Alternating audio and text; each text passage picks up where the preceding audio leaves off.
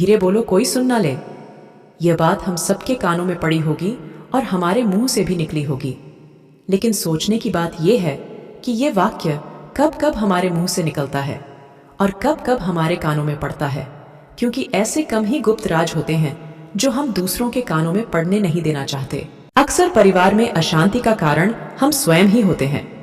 हम इस बात को देख पाए भले ना देख पाए, पर यह असल सत्य है, क्योंकि जाने अनजाने मूर्खतावश हम खुद ही अपनी वो बातें दूसरों को बता देते हैं जो हमें कभी नहीं बतानी चाहिए। और वही बातें जो जाने अनजाने हमने किसी दूसरे के सामने बता दी थी, वही हमारे दुख का कारण बन जाती है, वही हमारे झगड़े का कारण बन जाता है। और फिर बाद में हमें पछतावा होता है कि मुझे यह बात किसी को बतानी नहीं चाहिए थी।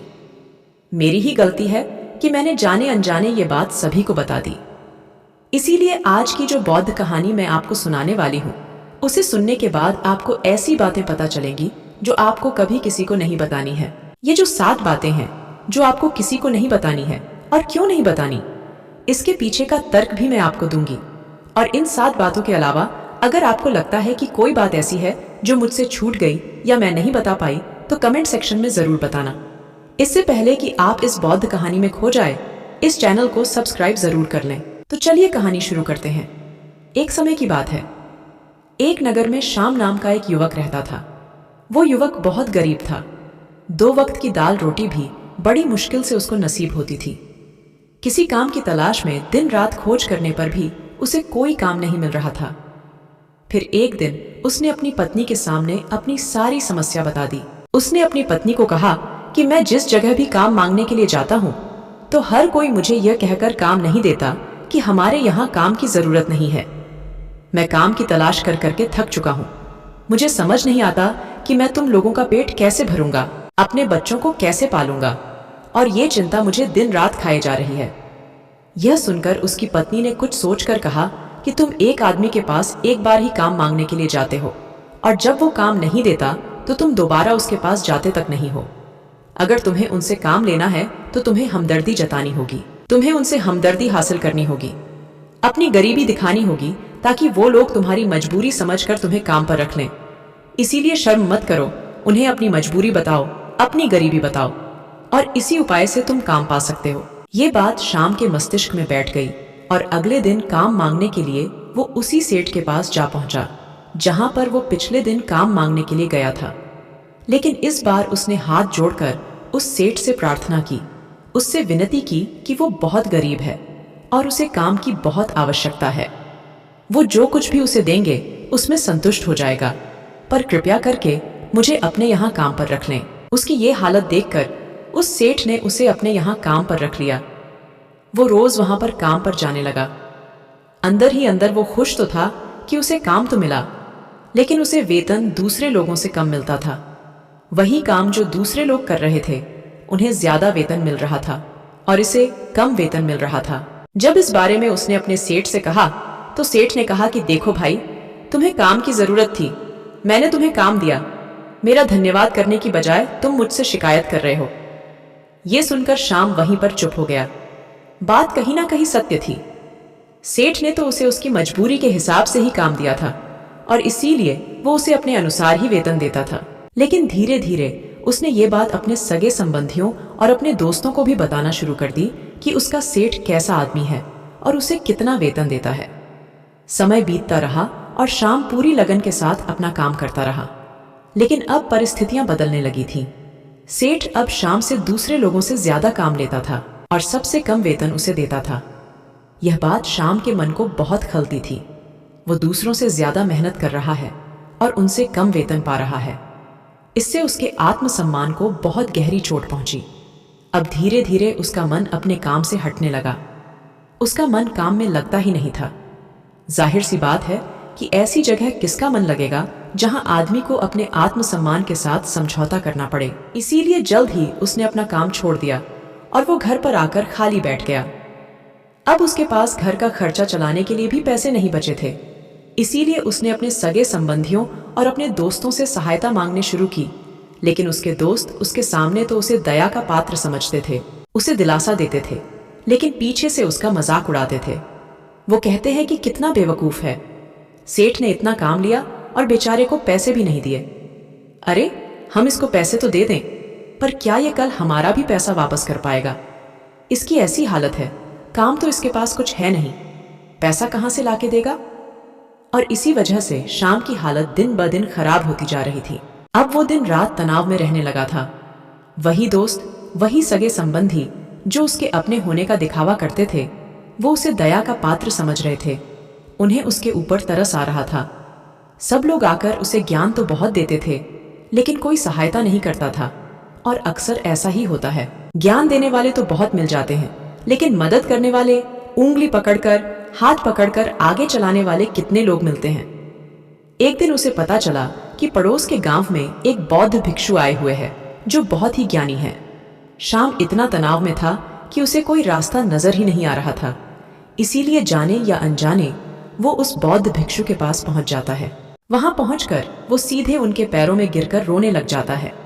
वो रोते रोते उन्हें अपनी सारी परिस्थिति बताता है।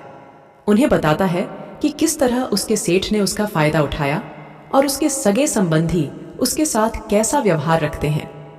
सारी बातें सुनकर बौद्ध भिक्षु ने उसे चुप कराते हुए कहा कि बेटा, ये सारी समस्याएं तुम्हारी बुद्धिहीनता, तुम्हारी मूर्खता के कारण उत्पन्न हुई है। अगर तुम्हारे अंदर विवेक होता तो इनमें से एक भी समस्या तुम्हारे मन को दुखी नहीं कर सकती थी, लेकिन तुमने अपने अविवेक के कारण, अपनी मूर्खता के कारण खुद ही अपने रास्ते में कांटे बिछा दिए। आज मैं तुम्हें 7 बातें बता रहा हूं जो भूलकर भी किसी को मत बताना, और इन बातों का अनुसरण करते हुए तुम बाहर से मिलने वाले दुखों को दूर कर ही सकते हो जो बेवजह दुनिया की वजह से तुम्हारे अंदर पनपते हैं। पहली बात जो किसी को नहीं बतानी चाहिए वो है अपनी मजबूरी। अपनी मजबूरी का दिखावा करके दूसरों का दया पात्र बनके उनकी सहायता लेने की गलती कभी मत करना। हो सकता है कि आज वो तुम्हारी मजबूरी देखकर तुम्हारी सहायता कर दें, लेकिन कल वो तुम्हारा फायदा उठाने से भी नहीं चूकेंगे। फायदा भी नहीं उठाया तो दूसरों के सामने तुम्हारा मजाक बनाने में वो आदमी कभी नहीं चूकेगा। इसीलिए कभी भी अपनी मजबूरी का दिखावा मत करो। अगर घर में 2 रोटी है, सूखी रोटी है, तो वही खाकर सो जाओ, लेकिन दूसरों को इसके बारे में भनक तक नहीं लगनी चाहिए। जरा आप खुद सोचो, मजबूरी बताने का क्या मतलब होता है? एक इंसान का या तो वह दूसरों से सहानुभूति हासिल करना चाहता है या उनसे कोई आर्थिक मदद चाहता है, लेकिन अगर दोनों ही परिस्थितियां आप देखें तो दूसरा आदमी आपका फायदा उठाने से नहीं चूकेगा, और अगर वो फायदा नहीं भी उठाएगा तो अपनी नजर में तो वो आपको मूर्ख ही समझेगा, बेवकूफ समझेगा, और दूसरों के सामने आपका मजाक तो जरूर बनाएगा। इसीलिए अपनी मजबूरी के बारे में कभी किसी को मत बताना। दूसरी बात जो किसी को भी नहीं बतानी चाहिए वो है अपनी अतीत की गलतियां और भविष्य की रणनीतियां। जरा सोचो कि अगर हम अपने अतीत की गलतियां किसी दूसरे को बताते हैं तो उसका क्या प्रभाव होगा। वो गलतियां ठीक तो नहीं की जा सकती, जाहिर है, तो उन्हें बताने का क्या मतलब रह जाता है। आप अपने अंधेरे पक्ष को खुद दुनिया के सामने बता रहे हो, खुद अपनी गलतियां दूसरों के सामने बता रहे हो। इससे उस आदमी की नजर में आपका एक चरित्र गठित हो जाएगा और वो भविष्य में हमेशा आपको उसी नजरिए से देखेगा। इसीलिए किसी भी आदमी की नजर में अपना चरित्र गठित मत होने दो, और जरा सोचो कि आप व्यर्थ में ही अपने भविष्य की रणनीतियां दूसरों के सामने बता रहे हो। जो लोग आपके काम का हिस्सा ही नहीं है, उनके सामने अपनी भविष्य की रणनीतियां, अपनी डींगे हाँकने का क्या फायदा। वो लोग आपकी सहायता तो नहीं करेंगे, लेकिन आपकी भविष्य की रणनीतियों में बाधा जरूर बन सकते हैं। आप खुद अपने विवेक का इस्तेमाल करिए और सोचिए कि आपके साथ भी ऐसा हुआ है कि आपने अपनी भविष्य की रणनीति किसी को बताई हो और वो कामयाब ही ना हुई हो। जरूर हुआ होगा, जरा गौर से सोचिए। तीसरी बात जो किसी को नहीं बतानी चाहिए वो है अपने घर की बातें। जो भी हमारे घर के अंदर आपस में बातचीत होती है, हमारे माँ बाप के साथ, हमारी पत्नी के साथ, हमारे बच्चों के साथ, वो बातें परिवार तक ही सीमित रहनी चाहिए। अगर आप इन बातों का दूसरों के सामने ढिंढोरा पीटते हो तो दूसरों को आपके घर में घुसने का एक मौका मिल जाता है और वह इसका फायदा उठाने से कभी नहीं चूकेंगे। वो आपके परिवार के सदस्यों को आपसे दूर लेकर जाने की कोशिश करेंगे।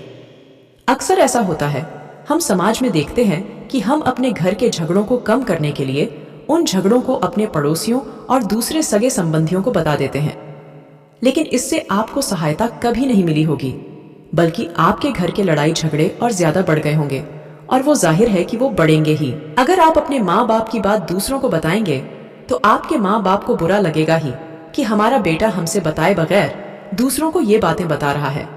इसीलिए अपने घर की बातें और अपने घर की लड़ाई झगड़े किसी के सामने मत बताना। चौथी बात जो मैं आपको बताने जा रहा हूँ, जो किसी को नहीं बतानी चाहिए, वो सुनने पर बहुत अजीब लग सकती है, लेकिन उसका सत्य भी मैं आपको एक तर्क के माध्यम से दूंगा।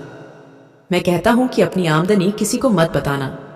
अब अपनी आमदनी ना बताने के पीछे क्या मतलब हो सकता है? जरा सोचिए कि आप अपनी आमदनी अपने दोस्तों को बता देते हैं, तो जब आपके दोस्तों को जरूरत पड़ेगी तो वो सिर्फ आपको ही याद करेंगे, क्योंकि उनको पता है कि अगर आपकी आमदनी ज्यादा अच्छी है तो आप ही उनकी मदद कर सकते हैं, और इसीलिए ज्यादा लोग आपसे सहायता मांगेंगे। और जब आप उनकी सहायता नहीं करेंगे तो वो सोचेंगे कि इस आदमी के पास पैसे है, मेरी सहायता कर सकता है, लेकिन यह सहायता कर नहीं रहा है, और इसीलिए आपकी आमदनी आप दोनों दोस्तों के बीच एक झगड़े का कारण हो सकती है।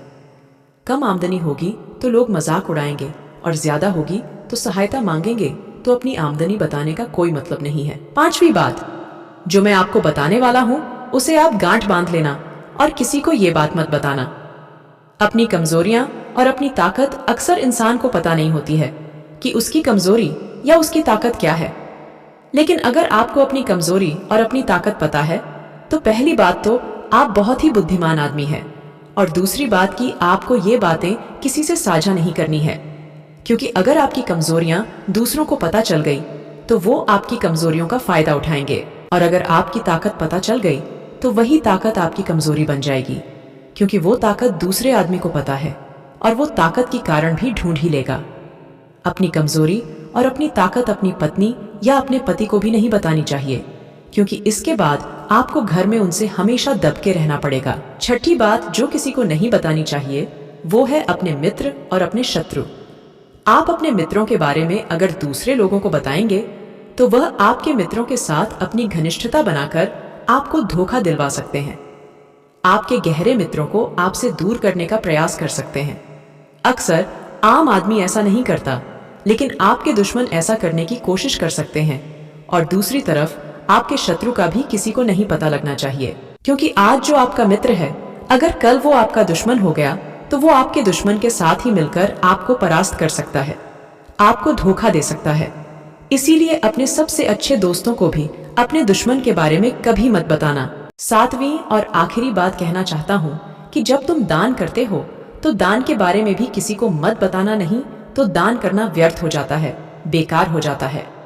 जब आप अपने दान का ढिंढोरा पीटते हो तो आप ये बता रहे हो कि मैं कितना बड़ा दानी पुरुष हूँ, और ये आपके अंदर एक अहंकार निर्मित करेगा।